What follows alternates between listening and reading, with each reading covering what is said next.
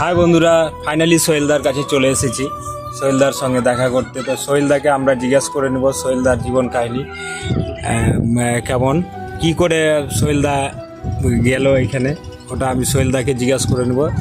সোহেলদা কি করে ইয়ে হলে একটু বন্ধুদেরকে বলো। কি হলাম বলো? এই ভাইরাল, ফেসবুকে এত ভাইরাল, এত বন্ধু আছে, এত মানে লোকের চাহিদা, ফেসবুকে কিভাবে সোহেলদা তুমি ভাইরাল হলে? আমি তো ভাইরাল হইনি এখন, আমি মনে করি। আর আমি কিছুই করিনি, আমি ভিডিও ছাড়ার কাজ ছেড়ে দিই। যা করার মানুষজনই করে, মানুষজন দেখে, ভালোবাসে, শেয়ার টেয়ার করে, ফলো করে, যা করার ওরাই করছে, আমি খালি ভিডিও ছাড়ছি বাস। আচ্ছা, তো হ্যালো বন্ধুরা, তো এত সোহেলদা, এটা সবার প্রশ্ন একটাই, কি এখন পর্যন্ত ফেসবুকে কত টাকা ইনকাম করেছো? আমি ইনকাম ভালো হয়, মোবাইল টোবাইল, আইফোন, গাড়ি টাড়ি দেখছো, এগুলো সব মানে আমার লাইফস্টাইল আরামসে চলে ফেসবুক থেকে।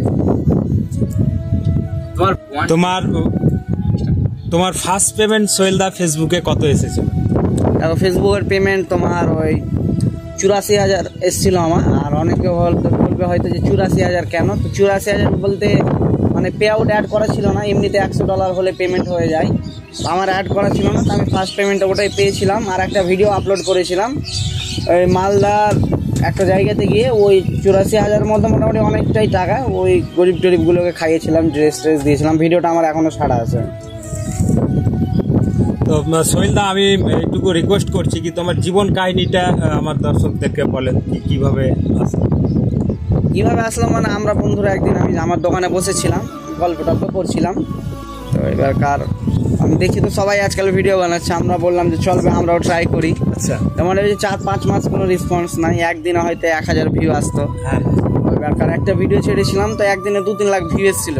তখন মনে একটা এনার্জি আসলো, জোশ আসলো যে না ভাই আমরাও পারবো। তো ওই ভিডিওটা ভাইরাল হয়েছিল, তারপর থেকে চালু হয়েছে, তো চলছে এখন। রাই, তুমি কত বছর থেকে ভিডিও বানাও?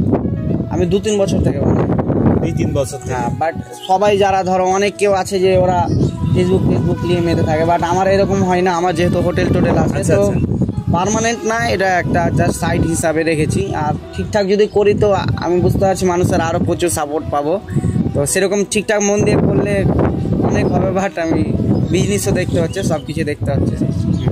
থ্যাংক ইউ সো মাচ দাদা আমাদের সঙ্গে কথা বলার জন্য। আর আমি বন্ধুদেরকে একটা কথা জানাতে চাই, সোহেলদার ব্যবহার এত ভালো কি বলে বুঝাতে পারবো না। সোহেলদাকে আমরা SMS করেছিলাম কি সোহেলদা আপনার সঙ্গে দেখা করব, সোহেলদা আমাদেরকে নিজে SMS করে সোহেলদা আমাদেরকে টাইম বলে আমাদেরকে সোহেলদা ডেকে নিয়েছে। তো সোহেলদাকে আমি অনেক ধন্যবাদ জানাই। আর বন্ধুদের খাতিরে বলে দিচ্ছি, সোহেলদা একটা খুবই ভালো, মানে আমি এতজনের সাথে মিট করেছি। আমি কলকাতা গেছিলাম মিট করতে একজনের সঙ্গে, আমার ছেড়েছি আমার চ্যানেলে, কিন্তু আমি এরকম সোহেলদার মতো আমি পাইনি। এবং সোহেলদার খুবই ভালো, মানে আমি দর্শকদেরকে বলছি সোহেলদা প্রচণ্ড ভালো। সোহেলদার মতো আমার লাইফে আমি কোনোদিন লোক দেখিনি। ওই জন্য সোহেলদা খুব ভালো থাকো। তোমার ভিডিওতে আমি একটা জিনিস দেখাতে চাই। আচ্ছা, দেখাবো। এই যে সোহেলদার নতুন লুক একটা, জানি না সোহেলদা ছেড়েছে কিনা, দেখেছে কিনা। তো সোহেলদার একটা নতুন লুক দেখে নাও। এই লুকটা করার একটা কারণ, বড় চিল ছিল, মা বকছিল, তার জন্য কেটে লেহি, মায়ের লেগে ভয়। আমি অবশ্য সোহেলদার এই ভিডিওটা দেখেছিলাম, কাকিমা সোহেলদাকে বলছিল কি এরকম করে কেন চুল রাখছিস, চুলটা একটু তুই মানুষের মতো করে কেটে নে।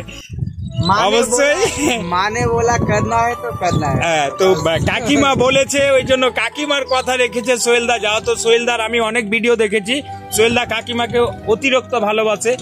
আর সব বন্ধুরাই সবার মাকে ভালোবাসে, কিন্তু আমি সোহেলদার দেখেছি খুব ভালোবাসে সোহেলদা। আমি আমার আশেপাশে যত বন্ধু বান্ধব যতজন আছে সবাইকে আমি নিজেরই মনে করি সব সময়, একদম। তো দর্শক শুনে নিলা, সোহেলদা সবাইকে নিজের মনে করে। তো ঠিক আছে, এখান থেকে আমরা ভিডিওটা জানো, দাদাকে অবশ্যই ফলো সাবস্ক্রাইব করলিবা। হ্যাঁ, ওই অনেকদিন থেকে ভিডিও করছে, বাট সাপোর্ট পাচ্ছে না। তোমরা বেশি সাপোর্ট করো আর ফলো করো। আর আমার টুপিটা উড়ে হাওয়াতে বন্ধ করতে দাও।